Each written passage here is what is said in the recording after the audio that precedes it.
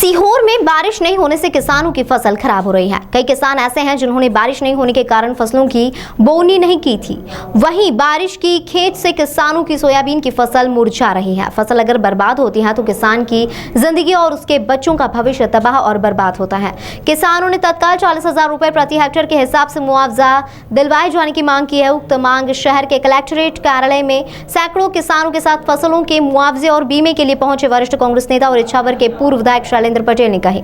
उन्होंने कहा कि जब हमारी कांग्रेस की सरकार थी उस समय किसानों की चिंता का नाटक करते थे, लेकिन सीहोर आए तो एक भी किसान के खेत में नहीं गए। सीएम शिवराज की कथनी और करनी में अंतर है।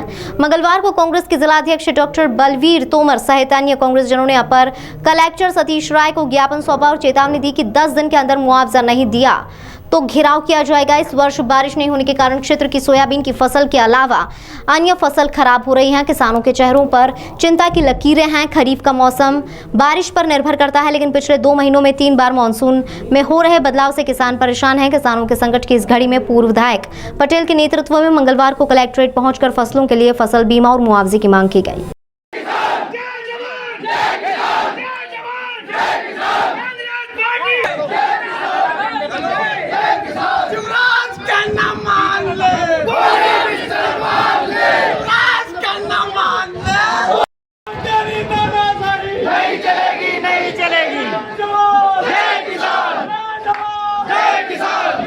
के सम्मान में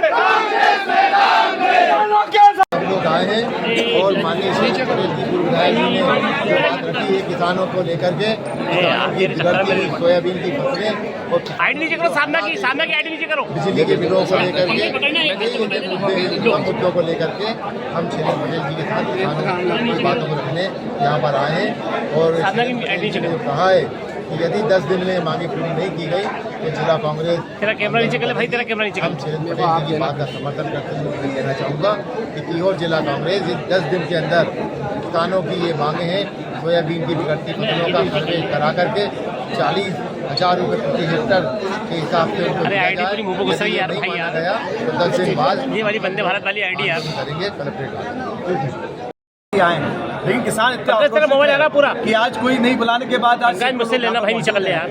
अगर जैसा कि हमारे मुख्यमंत्री जी ने कहा था जब वो विपक्ष के नेता हुआ करते थे कि फसलें खराब है 40,000 रुपये हेक्टेयर का मुआवजा देना चाहिए, हम उनसे मांग करने आए हैं, उनको ज्ञापन दिया है कि आप अपनी कथनी और करनी को एक कीजिए और जिस तरीके से आपने कहा था कि 40,000 रुपये हेक्टेयर का मुआवजा दें, आप कृपया करके दें। जो खेत खाली रह गए हैं फसल के बाद उनका बीमा दें, बीमे मुआवजे को किसानों को राहत दें और जो बिजली की अघोषित कटौती से आमजन हकलान है इससे हमें कम से कम राहत दें और जो ब्याज के ऊपर 40% टैक्स लगा दिया है उसको तत्काल रूप से उसको कम करें ताकि किसानों को उसका लाभ मिले।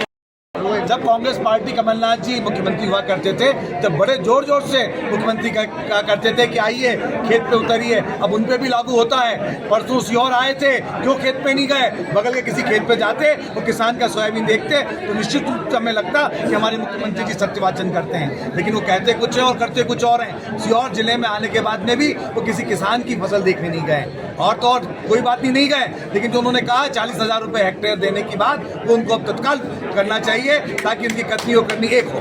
कांग्रेस पार्टी